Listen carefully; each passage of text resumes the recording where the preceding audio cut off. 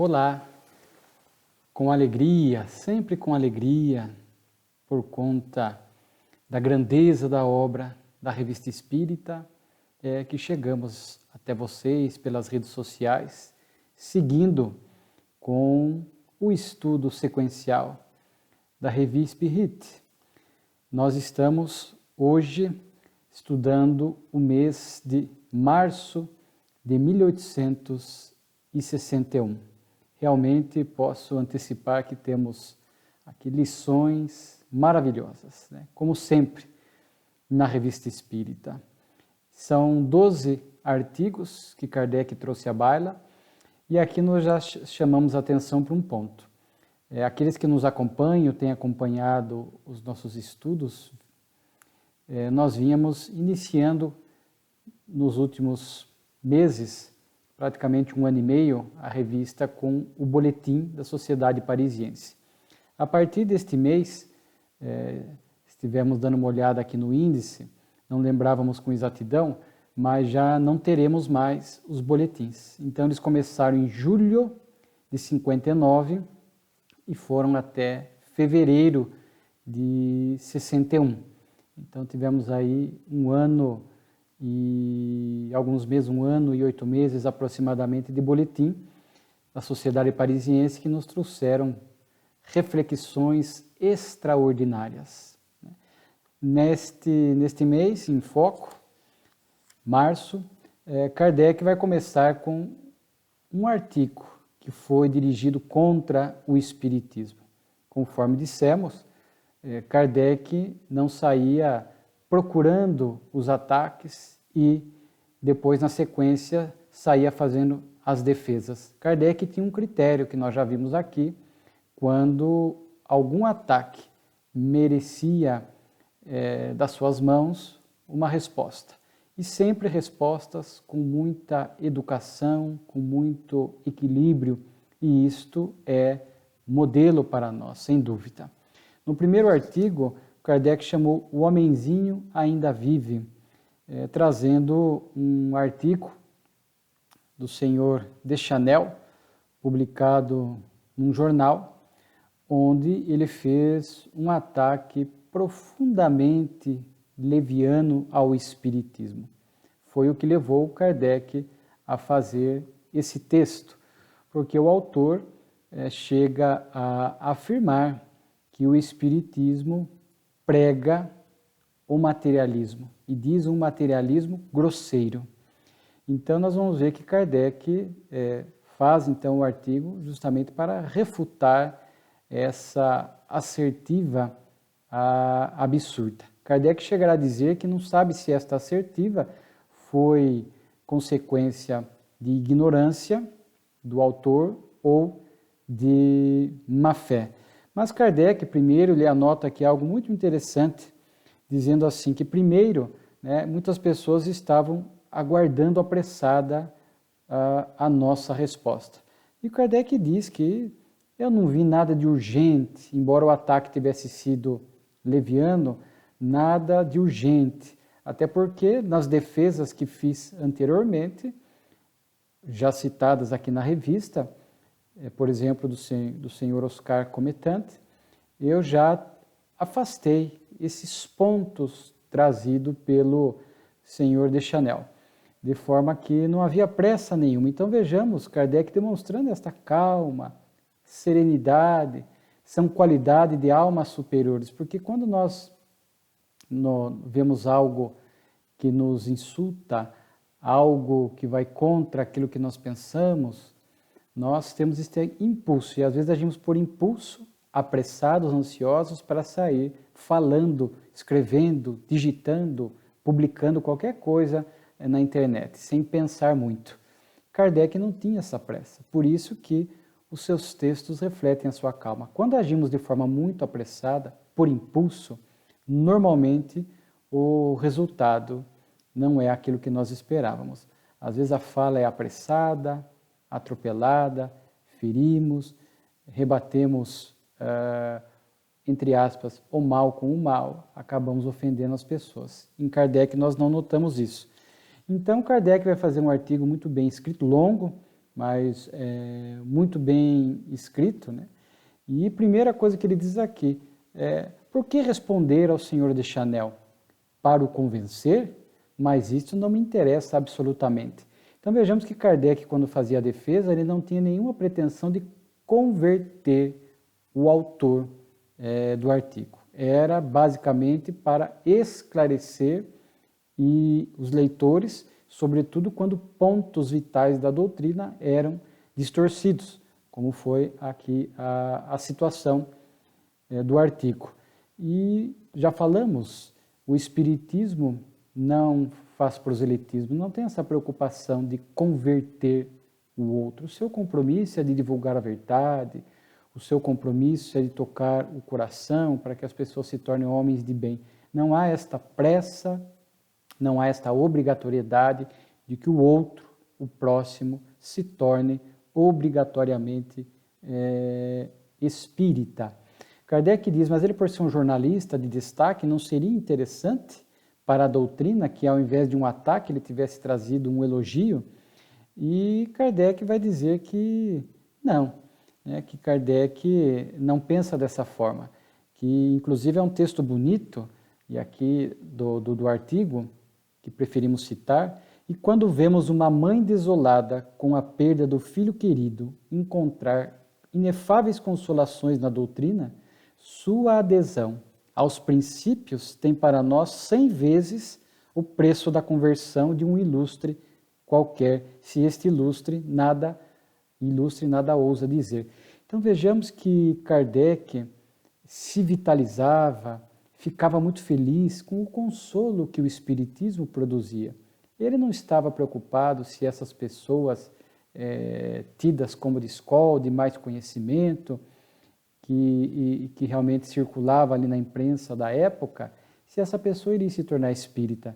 Kardec notava isso, revitalizava para a tarefa, vendo os benefícios espirituais, morais, que a doutrina espírita trazia na vida das pessoas. Aliás, falando em consolação, para uma mãe que vivencia a experiência da perda de um filho, da morte de um filho, que a Revista Espírita de hoje tem essa característica.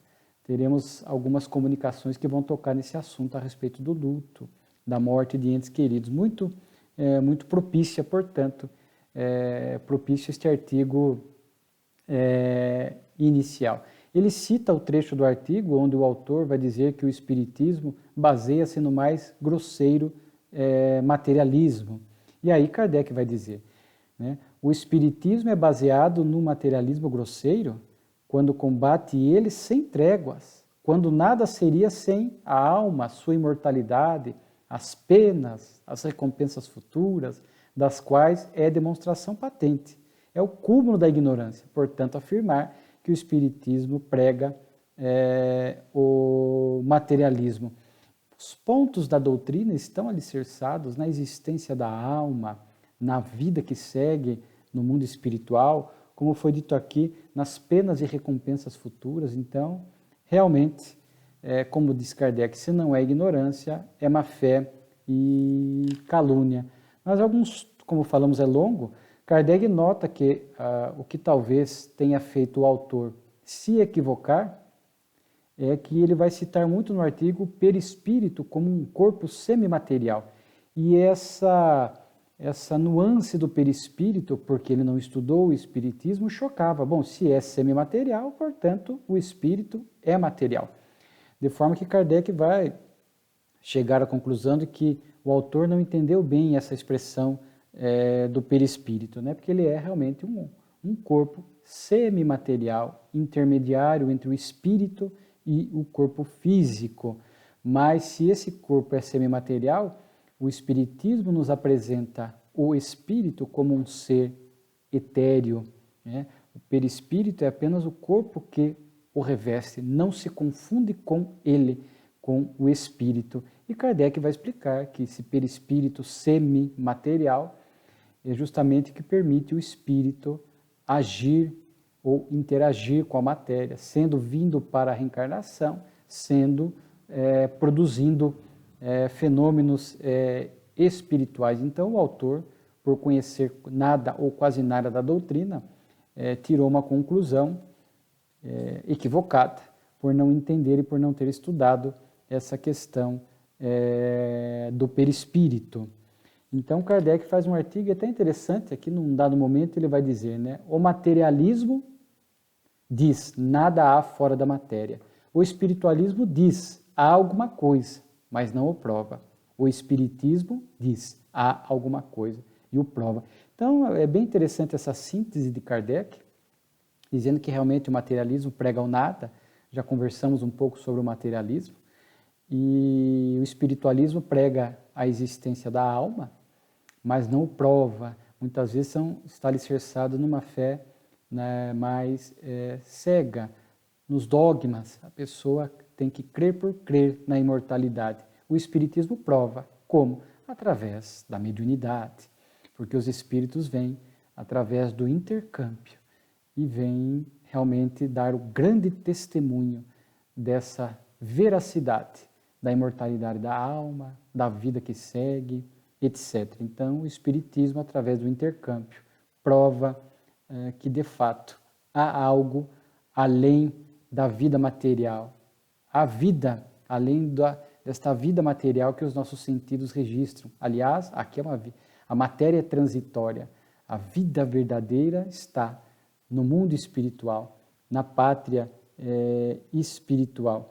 E ele diz que a opinião de um jornalista é uma mera opinião pessoal, né? Embora mereça o respeito. E como Kardec já havia dito em outros artigos, quando se ataca a doutrina num jornal de grande circulação, isso acaba tendo um efeito contrário, porque Kardec pôde observar que, após ataques, aumentava a procura pelo espiritismo, que ele não conseguia divulgar a doutrina para todos, sabemos que isso é impossível. E o ataque servia para divulgar o espiritismo. Então, sem que o autor percebesse, estava fazendo propaganda da doutrina espírita. E a doutrina espírita, apesar dos ataques, Kardec até prova aqui, citando números, vinha crescendo, apesar dos ataques da ciência, dos ataques da religião, dos ataques do materialismo, diz Kardec, vem crescendo. Ele cita, por exemplo, que o Livro dos Espíritos teve 3 edições em um único ano, em 1860. Após a primeira edição de 1857, depois em 1860, a segunda, terceira e quarta edições. O Livro dos Médiuns, que havia sido lançado em 15 de janeiro de 61, com pouco mais de 2 meses, já estava praticamente esgotado. Havia pedido, diz ele, da Rússia, da Alemanha, da Itália, da Inglaterra, da Espanha, e aqui ele cita inclusive o nosso querido Brasil. Vejamos, em 61, já havia pessoas aqui no Brasil pleiteando a remessa de O Livro dos Médiuns. Ele cita o aumento de assinaturas da Revista Espírita, cita que conhece mais de 100 locais onde havia essas reuniões familiares espíritas. Então, Kardec fala, né, do crescimento do espiritismo. Por quê? Certamente pelo esclarecimento que proporciona, pelo consolo aos corações aflitos, nos fala desta vida futura, prova através da mediunidade, do intercâmbio, nos explica a justiça divina, a causa da dor. Portanto, não só naquela época, como nos dias atuais, vemos o crescimento da ideia espírita, o que não significa que a pessoa tenha que se tornar espírita. Há muitos que frequentam as suas religiões de origem, mas se simpatizam com a ideia espírita, às vezes vão ao centro, leem obras espíritas, assistem filmes espíritas, porque realmente, repito, a ideia espírita ela é muito confortadora. Aqui diz assim, ele diz, ela encontra eco no coração do homem. Olha que expressão bonita. A doutrina espírita, por conta da sua beleza, do seu alcance, encontra eco no coração da criatura humana. Kardec cita algumas comunicações espirituais que vieram após esse ataque, de São Luís, por exemplo, falando que quanto mais os inimigos atacam o espiritismo, mais ele cresce, né? Lembrando que naquela época, na França, na Europa, vigorava um materialismo intenso. Então o espiritismo cumpria com esse papel de destruir o materialismo, fazendo com que a pessoa refletisse acerca dessas verdades espirituais. Kardec termina o artigo com uma carta curta que ele enviaria ao senhor de Chanel, e simplesmente falando deste equívoco dele, de falar que o espiritismo apresenta um materialismo grosseiro. Né? Mas a gente vê aqui, não vamos citar por conta do tempo, mas é uma carta curta, mas consentânea com a evolução de Kardec, muito educada e amorosa. No próximo artigo, a cabeça de Garibaldi, Garibaldi foi um político italiano, nos traz novamente aquele assunto a respeito do cérebro, se as nossas potencialidades intelectuais e morais são provenientes do cérebro físico ou se são aptidões do espírito. Aonde está a causa? No cérebro ou no espírito? Ou seja, já há praticamente aqui um duelo, entre aspas, né, entre o materialismo, que sustenta que tudo provém do cérebro, e do espiritualismo, que fala da alma. E o espiritismo, que além de acreditar na alma, nos traz pontos adicionais, como, por exemplo, a reencarnação. Então ele cita aqui um Dr. Riboli, que havia estudado o cérebro desse famoso político, Garibaldi, e ele vai tecer informações a respeito de características do cérebro que explicariam a grandeza intelectual de Garibaldi. Então ele fala, o volume da cabeça é notável, o desenvolvimento do crânio na parte superior, a sede dos sentimentos indica a preponderância de todas as faculdades nobres sobre o instinto, a harmonia dos órgãos é perfeita. Então ele faz uma análise realmente fisiológica do cérebro para tentar justificar aptidões, qualidades de Garibaldi. E claro que Kardec vai, dentro da linha espírita, descartar isto, vai dizer que existe esse sistema materialista e que existe também o sistema espiritualista, que apresentam como causa as potencialidades da alma, né? Então é interessante, né? E aí Kardec, dentro da sua lógica, vai nos apresentar, né, que se nós fôssemos produto do cérebro, aonde estaria o mérito? Tanto no acerto quanto no erro. Porque se eu sou portador de qualidades morais e intelectuais, e isto é proveniente do meu cérebro, quer dizer, não entra nem aí o papel da educação dos nossos pais, a influência boa do meio, né, o nosso esforço, é como se fosse uma consequência natural. Então, é como se não fosse mais do que a nossa obrigação, já que o nosso cérebro é o gerador dessas qualidades, nós não teríamos mérito nenhum. E no erro também, se eu me torno um criminoso, uma pessoa de má vida, a culpa também estaria no cérebro. Então vejamos que realmente uma doutrina equivocada, onde mérito e demérito teriam justificativas no cérebro. Ao passo que a crença na alma é diferente, né? Tudo se explica pelo sistema espiritualista, diz Kardec. As faculdades não são produto dos órgãos, mas atributos da alma, cujos órgãos não passam de instrumentos ao serviço de sua manifestação. O ser pensante é o ser principal, cujo corpo não passa de um acessório destrutível. Então, vejamos só, o cérebro é um mero instrumento das potencialidades da alma, né? E aí, com essa visão, nós temos muito mais razão para trabalhar pelo nosso progresso, pelas conquistas intelectuais, morais, porque elas não estão sediadas no cérebro. Levaremos com a nossa alma após a morte todas essas conquistas, porque se fosse do cérebro, morreu, acabou tudo. Qual a razão do esforço? Qual a razão de lutar contra os nossos limites? Portanto, esta visão da alma é um convite para o nosso progresso espiritual. E aí, a reencarnação, dentro da visão espírita, que, repito, vai além do sistema espiritualista, nos explica coisas adicionais. Por que alguns têm mais inteligência, mais tendências inatas na área moral do que outros? Aí são as conquistas anteriores do espírito. Resultado, como diz Kardec aqui, da pré-existência da alma. O espírito que já fez essas conquistas no passado traz estas aptidões inatas. Aqueles que ainda não fizeram, não trazem, mas estão convidados na atual reencarnação a fazer estas conquistas, que são indestrutíveis, porque são aquisições do ser imortal. A lógica da doutrina espírita. Pois nós temos um artigo também muito interessante, né, chamado O Assassinato do Senhor Poissonte. E aqui foi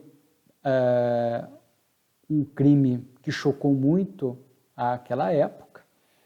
E aí Kardec diz que algumas pessoas chegaram a mandar cartas sugerindo que se evocasse a vítima para que se pudesse descobrir o autor, para que se pudesse fazer justiça dentro do âmbito das leis humanas.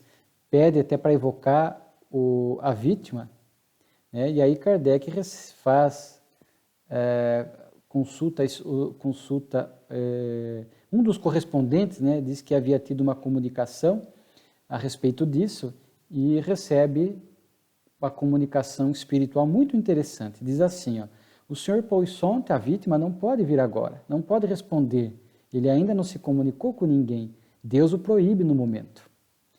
Mas por qual motivo? Porque revelações desse gênero influenciariam a consciência dos juízes, que devem agir com toda a liberdade. Então vejamos só que seria muito cômodo da nossa parte, diante de todo o crime, evocar a vítima para que ela nos apresentasse o verdadeiro criminoso. Então isso estaria tirando a nossa responsabilidade de investigar, de pesquisar, o juiz de julgar, ou os juízes, no caso de um homicídio, quando vai ao tribunal do júri, os jurados de chegar ao veredicto, né? Então, as comunicações espirituais, a intervenção dos espíritos não pode ter esta finalidade de retirar aquilo que seria obrigação e trabalho nosso aqui na Terra. Então, eles dizem assim, ó, mas não seria útil revelar, esclarecer os juízes? Ele disse, não, é por esse meio que devem ser esclarecidos. Deus quer lhe deixar a inteira responsabilidade de suas sentenças. E também não lhes quer poupar o trabalho das pesquisas, nem o mérito de as haver feito. Então, olha só que interessante essa visão da espiritualidade. Nós temos tendência à lei do menor esforço. Se vier pronto do mundo espiritual, dos espíritos, muito mais fácil. Mas faz parte do nosso aprendizado, do nosso esforço, do nosso trabalho, a pesquisa, a busca. Aqui já vimos comunicações falando da área da ciência, né? Então, há que se ter o mérito. E é interessante porque duas perguntas ainda são feitas e que nos trazem considerações muito oportunas. Pergunta assim, mas na falta de informações suficientes, um culpado não poderia escapar da justiça? Ou seja, por falha na nossa investigação humana, um culpado não poderia escapar? Os espíritos não poderiam vir apresentar esse culpado para que ele respondesse diante das leis humanas? Mas aí a resposta, olha só. Credes que escape à justiça de Deus? Se deve ser ferido pela justiça dos homens, Deus saberá fazê-lo cair em suas mãos. Olha só que interessante. Então, às vezes, quando não é devido que escape das leis humanas, a espiritualidade inspira uma pesquisa, o direcionamento da investigação, uma pista que se acha para poder pegar este culpado. Mas mesmo que ele consiga escapar da lei humana e fique impune, mas não escapa da lei de Deus, né? Então, por isso que é interessante que quando acontece um crime, não há necessidade do nosso ódio. Nós ainda temos essa tendência, estamos vivendo épocas de crimes bárbaros, crimes contra crianças, crimes que chocam, crimes contra o erário público, e às vezes os culpados ou supostos culpados conseguem escapar da lei humana, conseguem ser absolvidos por falta de provas, etc. E aí muitos ficam com aquela raiva. Não, da lei de Deus não escapa. Confiemos na lei de Deus. Então, mais uma vez, a gente percebe aqui que não adianta, portanto, nós que estamos com a nossa vida influenciada pelo Evangelho de Jesus, já não podemos mais odiar o criminoso, dirigir a nossa vibração, a nossa mágoa, indignação, sim, ficarmos indignados diante de um crime, nos solidarizarmos à vítima, à família da vítima, orar pela família, orar pela vítima, torcer para que a justiça humana consiga chegar no autor, mas vejamos o convite que o Espiritismo está nos fazendo, lembrar também do criminoso. É uma visão diferente. É realmente uma visão que às vezes não encontra a aceitação na visão de muitos. Mas nós não temos que nos preocupar com isso. Diante do crime, ao invés de destilar a nossa raiva, o nosso ódio nas redes sociais, desejando tudo de mal para o criminoso, quando Jesus mandou e pediu para que amássemos os inimigos, e aqui ninguém está pregando, então ele deve ser absolvido, então devemos abrir a porta dos cárceres para que todos sejam liberados? Não. Cuidado com as polarizações das ideias, ninguém está falando isso. Nós estamos apenas dizendo que não há necessidade do nosso ódio contra os criminosos. A lei de Deus cuida deles. Eles terão que reparar todo crime cometido. E ainda que sejam condenados pela lei humana, isso não significa que este espírito não tenha mais nada a expiar. Normalmente é o que acontece, além da lei humana, a lei de Deus. Aquilo fica na consciência do criminoso. Virá futuramente com expiações dolorosas, conforme a natureza, a gravidade do crime. Então a lei de Deus cuida dele. Da nossa parte, a indignação, a solidariedade às vítimas ou à vítima, à família, orar, mas também orar pelo criminoso. Porque sabemos pela visão espírita que é um espírito que assumiu um débito grave e que terá um longo caminho, e um caminho doloroso, para se reabilitar diante da própria consciência e diante da lei de Deus. Então, uma outra visão que alivia-nos um pouco emocionalmente, nos acalma um pouco, porque passamos a ter esta confiança profunda na lei de Deus, embora possamos torcer para que a lei humana também cumpra o seu papel aqui na Terra. Mas depois tem uma pergunta mais interessante ainda. Mas e se um culpado, né? Mas e se um inocente for condenado, não seria um grande mal? Veja que as perguntas são sempre tentando justificar para que a vítima ou a espiritualidade nos apresente o verdadeiro culpado. E vejamos que os espíritos dão respostas extraordinárias, né? Diz assim, Deus julga em última instância, e o inocente condenado injustamente pelos homens terá sua reabilitação. Aliás, essa condenação pode ser para ele uma prova para o seu adiantamento, mas por vezes também pode ser a justa punição de um crime da qual terá escapado em outra vida. Então vejamos, às vezes o inocente condenado hoje está resgatando um crime que ficou impune numa outra reencarnação, ou servirá para ele de uma prova para o seu adiantamento, conforme seja a sua postura diante desta condenação. Mas normalmente estamos diante de espíritos que estão resgatando os delitos que ficaram impunes de outras existências, né? Então vejamos aqui que as explicações dos espíritos são extraordinárias, né? Depois nós temos aqui palestras familiares de além-túmulo, e são comunicações que, conforme eu disse, vão nos falar muito de morte, luto, consolo, o que se espera daqueles que ficaram aqui na Terra. Então é muito interessante, até para que a gente possa recomendar para pessoas enlutadas. Aqui a primeira, senhora Bertrand, ela é evocada porque ela havia estudado o Espiritismo a sério, e Kardec queria saber como o estudo do Espiritismo teria influenciado na sua chegada, no seu despertar no mundo espiritual. E ela também se dirige à filha, que havia solicitado essa comunicação. E é interessante que a comunicação se dá apenas 8 dias após a sua desencarnação. Então ela vai dizer aqui que ela gostaria que a comunicação chegasse à filha. Ela diz assim, né, Kardec pergunta, demorastes para recuperar a plenitude das suas faculdades? A plenitude das minhas antigas faculdades, sim.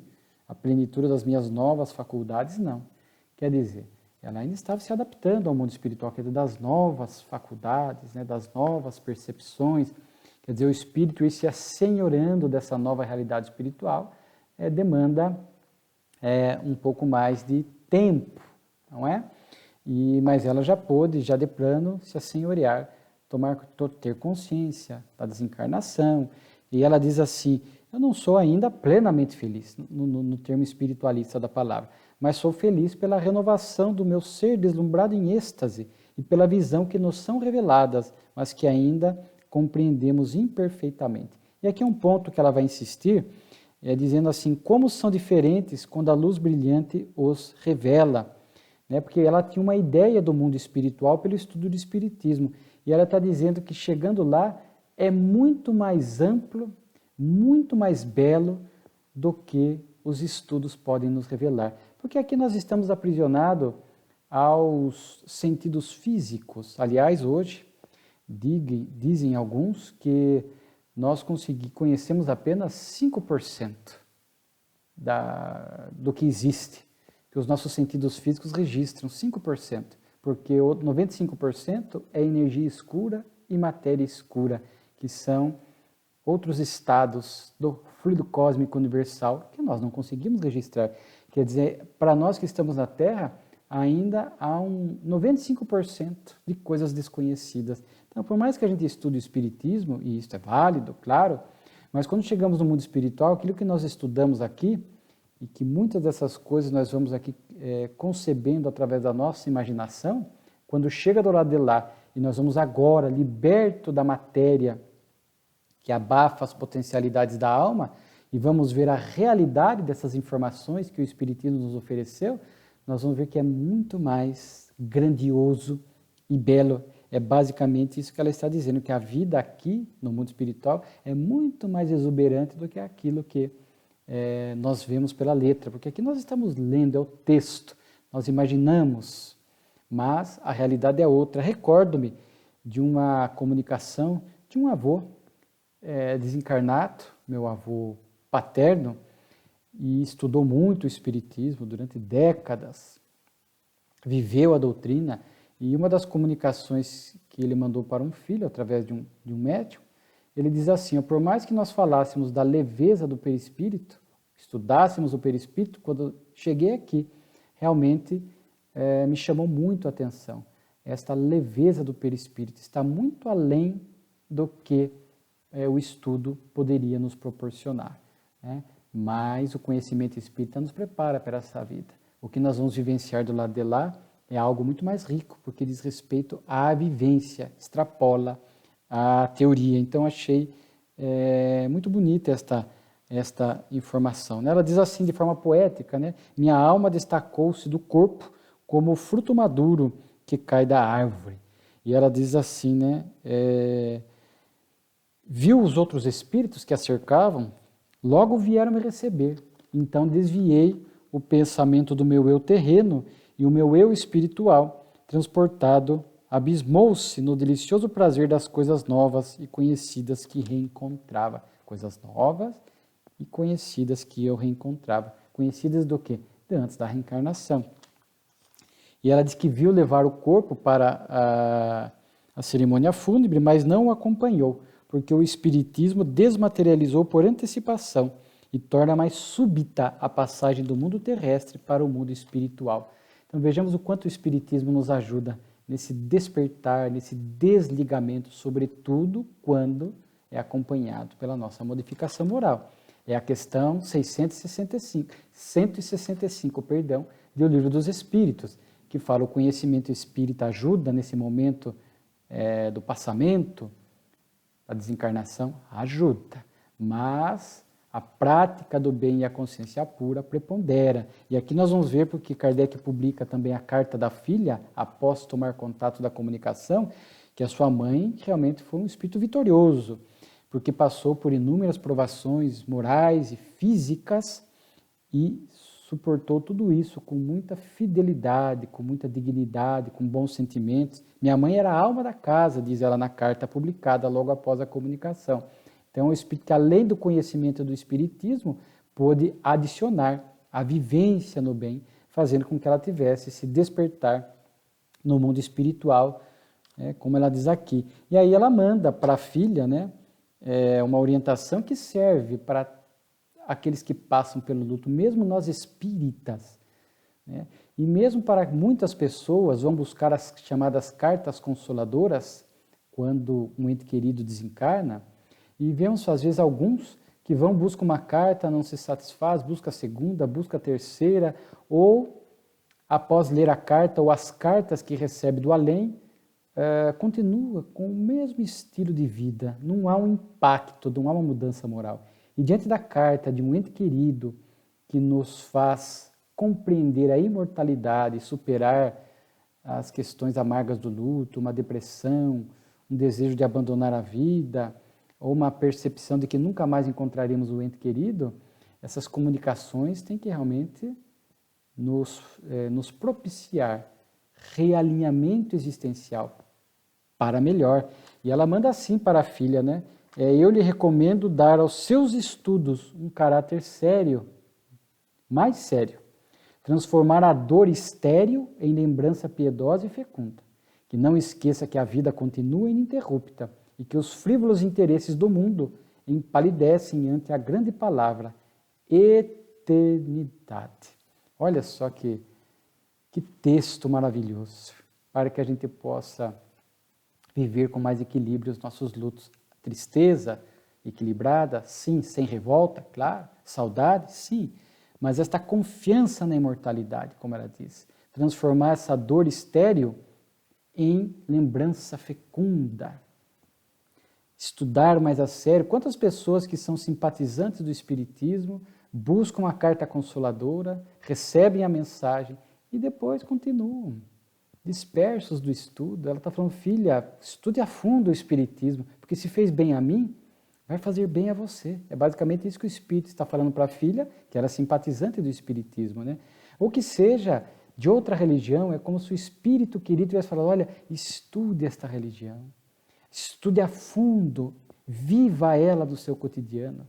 Né? É o melhor presente que nós podemos dar aos nossos entes queridos, é a nossa espiritualização, a nossa melhora moral, seguir bem a existência terrestre. Então, achei assim extraordinária esta mensagem desta senhora Bertrand, né? Na sequência, nós vamos ter uma comunicação bem semelhante. A senhorita Paulina morreu tenra idade, né? Aqui não fala a idade, mas morreu jovem, né? E aí ela manda uma mensagem para a mãe, é tão bonita, né? Ela diz mais ou menos assim, mãe, estou sempre ao teu lado, vejo-te e compreendo muito melhor do que quando tinha o meu corpo. Cessa então de te entristecer, pois só perdeste o pobre corpo que me tinhas dado. Tua filha está sempre aí, não chores mais. Ao contrário, alegra-te, é o único meio de te fazer o bem e a mim também. Olha que interessante. Nós nos compreenderemos melhor, eu te direi muitas coisas agradáveis, Deus me permitirá. Nós oraremos juntas, virás entre estes homens que trabalham para o bem da humanidade. Eu te ajudarei. Isso servirá para o adiantamento de nós duas. Né? Olha só, que interessante, né? Então, é mais uma mensagem de consolo, né? E ela diz aqui numa resposta que ela morreu com pouca idade, jovem, que era prova para os pais. Era mais para os pais do que para ela. E o Livro dos Espíritos fala disso, né? Dessas mortes em tenra idade, crianças, jovens, né? Que às vezes é prova, às vezes é expiação para o espírito, prova para os pais, prova no sentido que é sempre um aprendizado, vivenciar uma situação dessa. Mas aqui é interessante que ela diz assim, foi para os meus pais, antes que para mim, um motivo de prova. Né? Então, é bem interessante isso que ela vem falar. Então, era mais para os pais aquela experiência. Já fazia parte do planejamento reencarnatório deles, né? Os pais já sabendo que viria um espírito que viveria pouco e que para eles serviria de prova, para que eles pudessem bem suportar isso e crescer espiritualmente. Muitas pessoas fazem isso. Às vezes muda a vida após a morte de um filho querido, estavam levando uma vida materialista, desconectada, de superficialidade, após a morte de um ente querido, vão buscar a religião e a partir dali revigoram a fé e trilham um outro caminho na reencarnação. Então serve de prova para eles, né? Depois tem mais uma, né? Henri Murger, que foi um romancista e um poeta francês, né? Recomendamos aqui a leitura também. Ele fala muito para tomarmos cuidado com o sucesso. Ele manda para alguns amigos literatos esta comunicação, né? E diz assim: é o sucesso, sempre o sucesso, né? Chamando a atenção, porque muitos aqui na Terra estão na busca do sucesso, né? Da prosperidade material, e não é este o sentido da vida. Então, às vezes, através dessas comunicações, vêm esses alertas para que a gente tome cuidado. Será que não estamos correndo apenas atrás de status, de sucesso, de dinheiro, tudo transitório? Com a nossa morte vai ficar aqui, né? E depois uma comunicação também interessante, o Espírito e as Rosas, uma menina que morreu aos 7 anos de idade, após 6 meses de sofrimento. E aí ela vai dizer: estou no meio de bons espíritos. Quanto é consolador, né? Para uma mãe, para um pai, para uma família, saber que morreu com 7 anos, depois de muito sofrimento.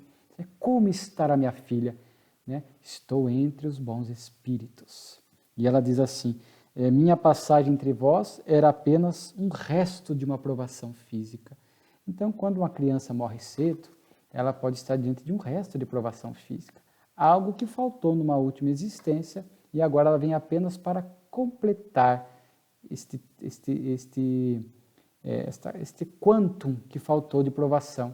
Ou, às vezes é uma pessoa suicida que vem completar o lapso de tempo que faltava para completar a vida anterior. Então vejamos que está dentro de uma ordem, de uma justiça divina, não é por acaso. É por isso que ao completar este resto de provação física, a doença, 6 meses, ela diz que voltou depurada, né? Inclusive ela chega a dizer aqui na comunicação, o que também não é comum, mas acontece, que ela já estava reencarnada, né? Num outro mundo. Mas mesmo assim ela manda essa mensagem, aqui dá-nos a impressão de um mundo mais evoluído, e quando ela pode, ela se desprende de lá e vem visitar a mãe. Vou muitas vezes até minha mãe querida, e quando ela sente o coração reanimado, fui eu quem lhe derramou o bálsamo divino. Morrer não é nada para ser assim, nada, muda-se de corpo, eis tudo. Sou mais feliz. Olha só que interessante, quanto consolo, né? Às vezes aquele ente querido que está um pouco triste, lembrando daquele que partiu, e de repente sente um ânimo novo. Muitas vezes é o próprio ente querido que está ali abraçando. E outras vezes são espíritos amigos que vêm sufrar coragem, resignação, mas muitas vezes é o próprio ente querido que está ali reanimando, como diz aqui a menina, né? Então são comunicações assim muito interessantes. E para encerrar, Kardec insere aqui algumas comunicações espirituais, que ele chamou de ensinos e dissertações espíritas, né? Ele traz aqui a lei de Moisés e a lei do Cristo, muito interessante para a gente poder entender este encadeamento lógico que existe, né?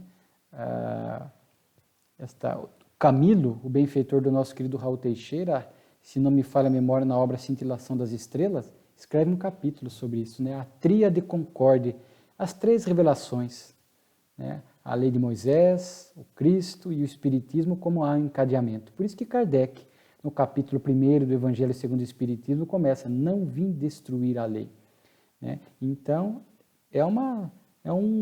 assim, um encadeamento de informações, de ideias, de lições proporcionais ao nosso nível de evolução. Então, primeiro veio Moisés, trazendo os 10 mandamentos. Nós estávamos na infância espiritual, já o judaísmo nos trouxe o Deus único, então já era um aprimoramento do pensamento, né? E aí ele chega até a dizer: por que não falou-se mais na época de Moisés? Não teriam compreendido que se podia adorar a Deus de outra maneira, senão pelos holocaustos, nem que era preciso conceder graças ao inimigo. Se naquela época de Moisés já viesse o ensinamento de que temos que amar os inimigos, a maioria de nós, espíritos primitivos daquela época, não tinham condições de conceber isso. Como é o Cristo depois falar do amor aos inimigos. Então vejamos que há um encadeamento lógico, né? Nós dizemos simbolicamente que os 10 mandamentos são 7 nãos, né? Então é o que não fazer. O Cristo depois trouxe a lei do amor, o que fazer? Amar ao próximo, amar a Deus. E o Espiritismo, que avança nos conteúdos, porque já estávamos num nível de pensamento que nos permitia compreender mais coisas com mais profundidade, revelações adicionais, era o porquê fazer, sinteticamente falando. Então há um encadeamento, aqui vai falar da moral cristã, diz assim, né, para a gente entender esse encadeamento. Foi Moisés quem abriu a estrada, Jesus continuou a obra e o Espiritismo a acabará. Né? Então, deixamos aqui para que vocês busquem a questão 627 do Livro dos Espíritos, né, que Jesus falou por parábolas, não podia dizer tudo. O Espiritismo veio para falar de forma mais clara e objetiva, para que ninguém pudesse pretextar ignorância. Acabar a estrada, porque o Espiritismo veio inaugurar esse movimento de regenerador da Terra, esse progresso do mundo para um mundo de regeneração. Então é uma comunicação muito bonita, inclusive enaltece aqui que o povo hebreu foi um instrumento realmente para esta crença num Deus único. Né? E aqui no final tem uma pergunta interessante, que a comunicação contém, se será possível uma religião universal. Não no nosso planeta, ou pelo menos antes que ele tenha feito progressos. Alguns milhares de gerações não haverão mesmo. Então, se um só rebanho, um só pastor, teremos ainda a diversidade religiosa, mas reinará a fraternidade, o respeito. Mesmo nos mundos superiores, já vimos, chegaremos lá. Vimos aqui comunicação sobre Júpiter, sobre Vênus, lá fala, né? O templo lá será, o templo divino está no coração do homem, diz lá, está no coração do indivíduo. Não há necessidade mais de templos materiais como aqui. E que professa-se a prática do bem e todos se enxergam como irmãos. Mas para chegar nisso, vai muito tempo. Então a Terra ainda passará por muito tempo, onde haverá essa diversidade religiosa, que reflete a diversidade evolutiva, mas não mais uma religião atacando a outra, perseguindo a outra, não mais a animosidade, mas este um só rebanho, um só pastor, que virá no mundo de regeneração, é a fraternidade como pedra angular, nos enxergarmos como irmãos, respeitando a escolha religiosa ou outras escolhas que cada um possa fazer. Então esta união pela fraternidade, ao longo do tempo, que vai propiciar num futuro bem distante esta questão de todo mundo comungar o mesmo tipo de pensamento na intimidade, no reino de Deus que está dentro de nós, mas demanda tempo, o progresso é gradativo. Depois tem uma comunicação, lições familiares de moral, fica aqui a recomendação para a leitura, vai falar, são 5 textos, vai falar de amor, vai falar de fé e caridade, aliás, esse texto de humildade é muito interessante, né? Vai falar dessas virtudes, né? Que inclusive chega a falar fé e caridade como 2 divinos motores que nos impulsionam o progresso, e que é preciso humildade, tanto na fé, né, quanto na caridade. Né? Aquele que tem fé não esquece que Deus conhece todas as imperfeições. Então não adianta ter fé e ser orgulhoso, projetar virtudes que não tem. Porque se a pessoa tem fé, ela sabe que Deus nos conhece em nossa realidade. Então fé e humildade, olha só que interessante, né?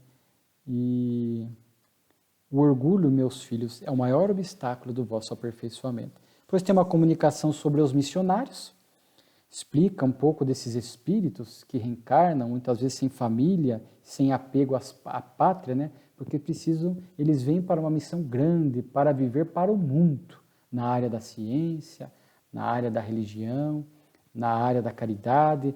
Vimos espíritos grandes, que estão falando de missões grandiosas, né? Que vêm realmente para uma vivência plena no campo do conhecimento, no campo do amor, de forma que às vezes estar preso a uma localidade ou a uma família limitaria muito. Por isso que muitos missionários reencarnam sem o compromisso da união conjugal, para que eles possam ter esta liberdade para cumprir com as suas missões. Então, uma mensagem muito bonita do Bispo de Argel.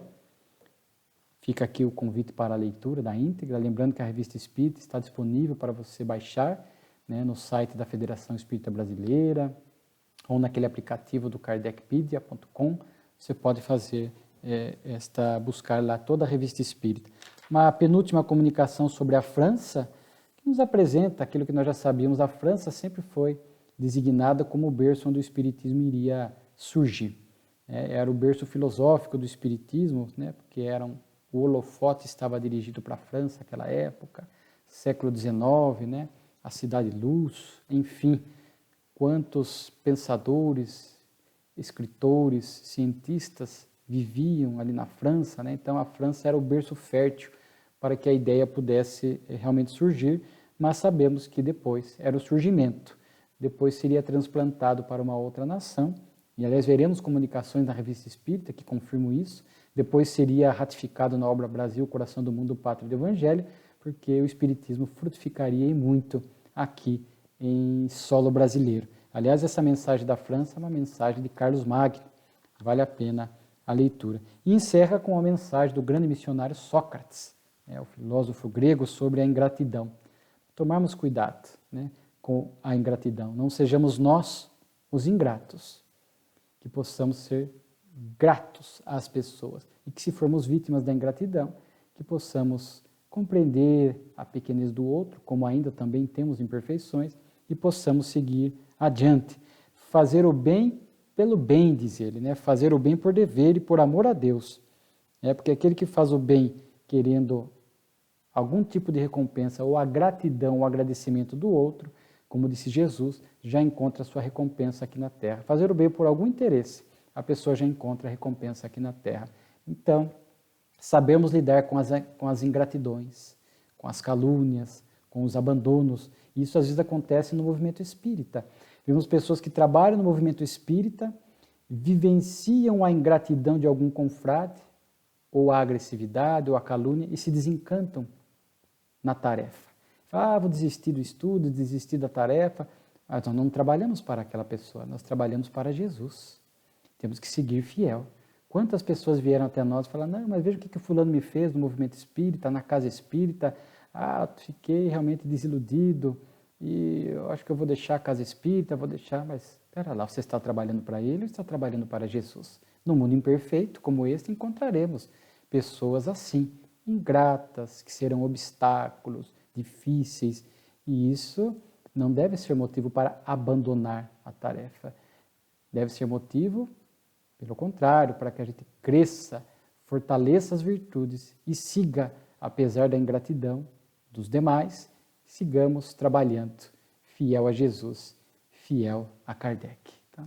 Mais uma revista espírita. Quanto aprendizado, quanta lição. Muito obrigado por vocês que nos acompanharam.